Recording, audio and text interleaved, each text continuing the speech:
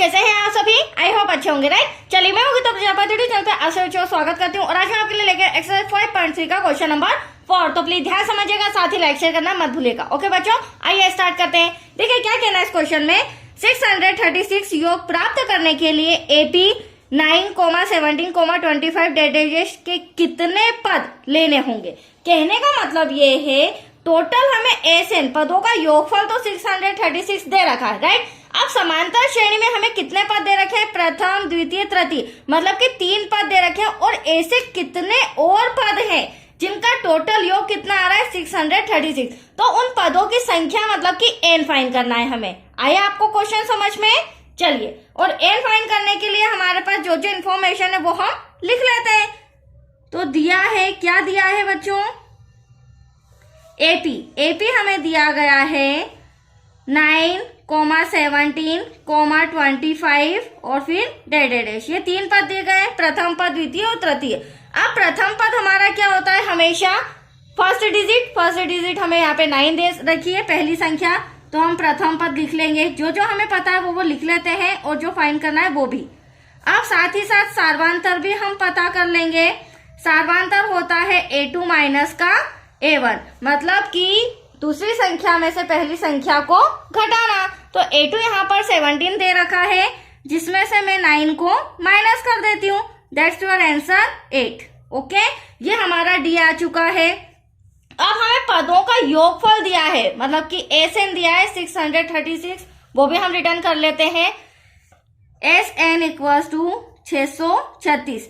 अब ये कितने टोटल पद हैं, तो यहाँ पर हमें पदों की संख्या एन फाइंड करना है।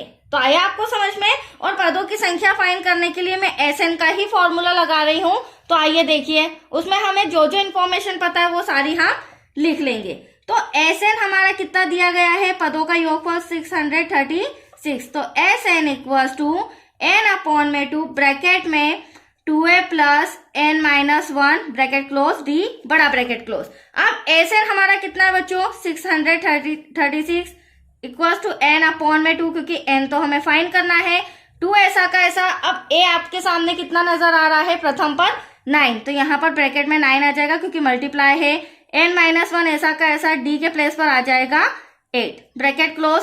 अब इसे हम सॉल्व करेंगे, ठीक है। तो ध्यान से देखिएगा, डिवाइड में 2 है, इक्वल के उधर जाके क्या हो जाएगा, मल्टीप्लाई में। तो 2 6 12, कैरी आया 1, 2 3 6 और 1 7, 2 6 क्या हो जाएगा, 12 हो जाएगा, राइट। इक्वल्स टू में n, अब ब्रैकेट सोल्व करेंगे, 9 2 यहाँ पर 18 हो जाएगा बच्चों, प्लस n माइनस 1। तो n माइनस 1 में हम क्या करेंगे, 8 का मल्टीप्लाई कर देंगे, तो यहाँ पर क्या हो जाएगा, 8n माइनस का 8 1 8, राइट। अब देखिए अगली स्टेप में 1272 इक्वल्स टू n, अब यहाँ पर 18 है और यहाँ पर 8 है, ये प्लस का है और ये माइनस का, एटलीस्ट तो माइनस हो जाएगा। तो यहाँ बचिएगा 18 में से 8 गए 10 प्लस 8n ऐसा का ऐसा। नेक्स्ट स्टेप में हम क्या करेंगे, n का मल्टीप्लाई ब्रैकेट में कर देते हैं, राइट। तो 1200 हमारा 72, तो ऐसा का ऐसा, 10 का मल्टीप्लाई n में किया 10n हो जाएगा, प्लस n का मल्टीप्लाई 8n में किया तो 8n स्क्वायर हो जाएगा। एनी डाउट यहाँ तक? अब हम क्या करेंगे, नेक्स्ट स्टेप, ये दोनों तो यहीं रहेंगे, प्लस का 1272 इधर आ जाएगा, ठीक है। थोड़ा सा कॉपी इस तरह से कर रही हूँ। अब हमें रीअरेंज करना होगा, क्योंकि एक तरह से आप अभी देखेंगे ये हमारा द्विघात समीकरण बन रहा है। क्या बन रहा है, द्विघात समीकरण। इन दोनों का प्लेस चेंज कर दिया और 1272 प्लस का इधर आके क्या हो जाएगा, माइनस का, क्योंकि मैंने इसको इक्वल के इधर लाया। तो आया आपको समझ में? यही इक्वेशन एक बार मैं यहाँ रिटर्न कर लेती हूँ, फिर उसके आगे हम सॉल्व करेंगे। तो 8n स्क्वायर हमारा आया है प्लस 10n माइनस का 1272 इक्वल टू 0।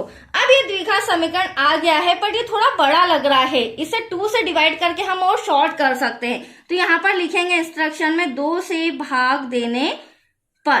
अब आप देखिएगा 2 से हम 8 में भाग देंगे, 2 4 8, तो यहाँ बचा हमारा 4n स्क्वायर, राइट। 10 में डिवाइड करेंगे, 2 5 10, तो यहाँ आ जाएगा हमारा 5n माइनस का 1272 में। तो यहाँ पर 1272 में जब 2 का डिवाइड करेंगे, 2 6 12, 2 3 6 बचा 1, 2 6 12, तो यहाँ आया 636 इक्वल टू 0। अब हमारा जो द्विघात समीकरण है वो छोटा हो चुका है। अब इसे हम गुणनखंड विधि से सॉल्व करते हैं, और गुणनखंड विधि का नियम क्या होता है, फर्स्ट देन लास्ट का मल्टीप्लाई करके बीच वाली संख्या का फैक्टर करना है। मतलब ऐसी दो संख्याएं बतानी है जिसको हम माइनस करें तो 5 आना चाहिए, राइट। तो उसके लिए मैं आपको इजी ट्रिक बताती हूँ बच्चों, वेरी सिंपल। 636 में पहले हम 4 का मल्टीप्लाई करेंगे, तो 4 6 यहाँ पर हो जाएगा 4 6 24, कैरी आया 2, 4 3 12, 14, कैरी आया 1, 4 6 12 और 1 13, ठीक है। 24 और 1 25। अब ये इन दोनों का मल्टीप्लाई करने पर हमारा ये डिजिट आया है। अब इसका मैं फैक्टर करूंगी, मतलब कि एलसीएम लेंगी, और फैक्टर करने के बाद हमें पता चल जाएगा कि वो दो संख्याएं कौन सी है। तो चलिए फटाफट, मैं बहुत ही इजी ट्रिक से करा रही हूँ, नहीं तो आप सोचते रह जाएंगे कि वो दो संख्याएं कौन सी है। तो देखिए बच्चों, इसे हम फैक्टर करेंगे। 2 1 2, 2 2 4, 2 7 14, 2 2 4, फिर 2 से करेंगे 2 6 12, 2 3 6 बचा 1, 2 6 12, फिर 2 से जाएगा क्योंकि लास्ट में 6 आ रहा है, मतलब 2 से जाने वाली संख्या आ रही है। 2 3 6, यहाँ पर बचा 2 1 2, यहाँ पर बचा 1, 2 8 16, फिर 2 से जाएगा 2 1 2, 2 5 10, और यहाँ पर 2 9 18। अब ये 2 से नहीं जाएगा, यहाँ पर 9 आ चुका है, इसे हम सॉल्व करेंगे 3 से। 3 5 15, 3 3 9। अब 53 अदर किसी टेबल में नहीं आता है, वो स्वयं के ही टेबल में आता है। तो एक डिजिट तो 53 मेरे पास आ चुकी है। अब मुझे क्या करना है, 53 में से जो अदर आपको फैक्टर्स नजर आ रहे हैं इनका मल्टीप्लाई करके यहाँ लिखना है। तो 3 2 6, 6 2 12, 12 2 12 2 24, और 24 2 48। अब आप देख सकते हैं एक तो बड़ी डिजिट आ गई, और इन सब का मल्टीप्लाई करके हम माइनस करेंगे, दैट्स योर आंसर 5। तो 2 मिनट भी नहीं लगे मुझे 5 लाने में, नहीं तो आप सोचते रहते कि 5 कैसे आएगा, वो दो संख्याएं कौन सी है। तो आ गया आपको समझ में। चलिए अब हम यहाँ पर रिटर्न कर लेते हैं। 4n² प्लस हमने क्या किया है, रफ में माइनस किया है और n लिखा है, तो n आ जाएगा। यहाँ पर भी 48n माइनस का 636 ऐसा का ऐसा इक्वल टू 0। इसे हमें थोड़ा सा रफ कार्य में पार्टीशन कर देती हूँ, ठीक है। अब नेक्स्ट स्टेप क्या हो जाएगी बच्चों, कॉमन निकालना। तो ध्यान से समझिएगा, कॉमन निकालने में बहुत सारे कंफ्यूजन होते हैं। अब देखो यहाँ पे मैं 4 तो कॉमन ले सकती थी, बट यहाँ पर 4 से ये कैंसिल नहीं होगा, राइट। तो हम क्या करेंगे, ओनली ऑन n एक कॉमन ले लेते। n यहाँ भी है, यहाँ भी एक n बाहर तो एक n अंदर, बट अंदर 4 भी बचेगा। 4 1 4, n में इनका क्या n², राइट। प्लस अब 53 n में से n तो बाहर आ गया, यहाँ पर क्या बचा इस प्लेस पर 53, ब्रैकेट क्लोज माइनस। अब यहाँ बच्चों को जब कंफ्यूजन होता है तो मैंने एक शॉर्ट ट्रिक बताई है कि आप ये जो ब्रैकेट है ना, ये ऐसा का ऐसा यहाँ पर लिख दीजिए ताकि आपको कंफ्यूजन ना रहेगा, राइट। अब होगा क्या इससे, क्योंकि ये लाना गुणनखंड विधि में क्या होता है, दोनों ब्रैकेट्स सेम लाना होता है, साइन भी और इनकी डिजिट्स भी। और इससे होगा क्या, आपके लिए थोड़ी सी आसान ट्रिक मिल जाएगी कि भैया 48 लाना है हमें, तो ऐसा कौन सा टेबल है जिसमें 4 टाइम मल्टीप्लाई करे तो 48 आए। तो ये आपको ट्रिक मिल गई। तो यहाँ पर लिखेंगे 12 का 4 टाइम मल्टीप्लाई करेंगे तो 48 आएगा, और 12 का 53 टाइम मल्टीप्लाई करेंगे तो 636। तो दैट्स योर आंसर। तो हुआ क्लियर आपको, ये ब्रैकेट्स हमारे सेम आना चाहिए। अब ये सेम है तो एक कॉमन ले लेते हैं, क्योंकि एटलीस्ट हमें क्या फाइंड करना है, हमारा क्वेश्चन था n फाइंड करना, ठीक है। तो इनमें से एक कॉमन ले लिया, और ब्रैकेट के बाहर n-12 है उसे भी मैंने इस तरह से लिख लिया, ठीक है। अब आंसर तो आने ही वाला है बच्चों।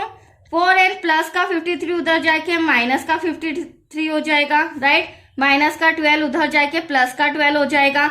अब यहाँ पर n इक्वल टू -53 इंटू का 4 कहाँ आ जाएगा, डिवाइड में। अब आप ही डिसाइड कीजिए, 2 n आ रहे हैं, बट हमें बेसिक नॉलेज तो पता है पदों की संख्या जो नंबर्स होते हैं प्राकृत संख्या, वो हमेशा सिंपल डिजिट में आती है, ना कि डिवाइड और ऋणात्मक। तो आया आपको समझ में, ये भिन्नात्मक आंसर हमारा नहीं है, टोटल पदों की संख्या 12 है, दैट्स योर आंसर। और यहाँ पर टोटल 12 पद होंगे, 3 पद तो दे रखे हैं, इसके अलावा टोटल 12 पद हैं जिनका योग कितना आ रहा है, 636। तो आया आपको समझ में। आज के लिए इतना ही बच्चों, थैंक यू।